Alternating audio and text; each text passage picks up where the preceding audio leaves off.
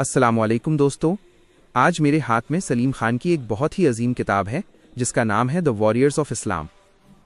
इस किताब का नाम ही अपने अंदर एक गर्मी और एक सवाल समेटे हुए है।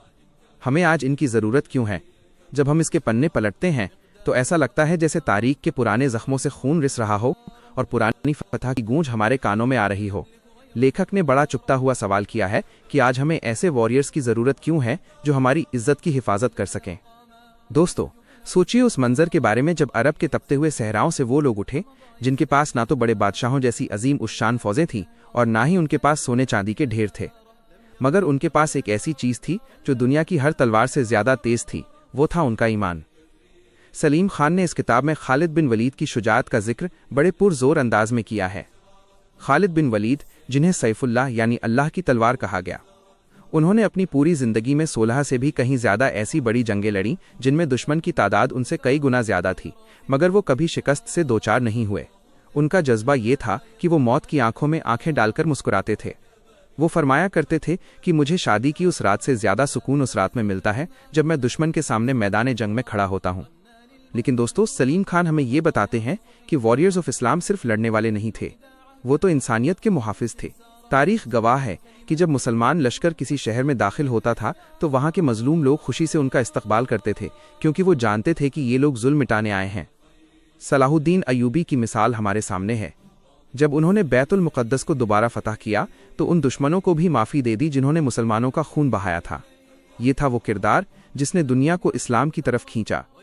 आज हम कहाँ खड़े हैं? किताब का हर पन्ना हमारी आज की हालत पर रोना रोता है। हमने वो घोड़े छोड़ दिए, हमने वो हिम्मत छोड़ दी, और सबसे बढ़कर हमने अपने रब से वो सच्चा ताल्लुक तोड़ दिया। आज हमारे पास वसाइल की कमी नहीं है, हमारी आबादी अरबों में है, मगर हमारी हैसियत पानी के उस झाग की तरह हो गई है जो एक लहर के साथ बह जाता है। सलीम खान कहते हैं कि आज हमें एक ऐसे वॉरियर की ज़रूरत है जो सिर्फ हथियार ना उठाए, बल्कि जो कलम उठाए, जो इल्म उठाए और जो तक़वा का लिबास पहने। हमें याद करना होगा मोहम्मद बिन कासिम को, वो एक नौजवान जो सिर्फ एक बेबस औरत की पुकार सुनकर हजारों मील का सफर तय करके सिंध आ गया। आज हमारी बेटियां पुकार रही हैं, हमारे मजलूम भाई पुकार रहे हैं, मगर हमारी गैरत सोई हुई है।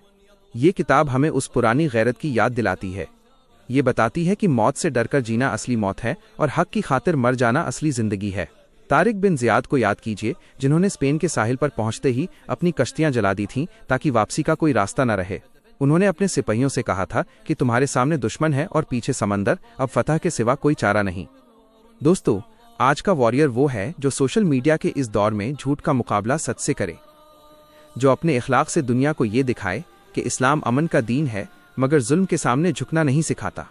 हमें अपने बच्चों को सिर्फ डॉक्टर और इंजीनियर नहीं बनाना, बल्कि उन्हें वॉरियर्स ऑफ इस्लाम बनाना है जिनके दिलों में अल्लाह का खौफ हो और दुनिया की हर ताकत उनके सामने हेच हो। सलीम खान ने इस किताब में एक जगह लिखा है कि जब तक मुसलमान मौत से मोहब्बत करेगा, दुनिया उससे डरेगी, और जब वो जिंदगी से मोहब्बत करने लगेगा तो दुनिया उस पर चढ़ दौड़ेगी। यही हमारी आज की हकीकत है। इस वीडियो का मकसद सिर्फ एक किताब का रिव्यू पेश करना नहीं है, बल्कि आपके अंदर उस सोई हुई चिंगारी को दोबारा भड़काना है। हम सबको मिलकर अपना किरदार अदा करना होगा। अगर हम बदल गए तो हमारा मुस्तकबिल बदल जाएगा। हम दोबारा वही अजीम कौम बन सकते हैं जिसने दुनिया को रोशनी दिखाई थी। आखिर में मैं सिर्फ इतना कहूंगा कि इस किताब को पढ़ें, इसके सबक को समझें और उसे अपनी जिंदगी में शामिल करें, क्योंकि वक्त गुजरता जा रहा है और तारीख सिर्फ उन्हें याद रखती है जो वक्त की धारा को मोड़ने का हौसला रखते हैं।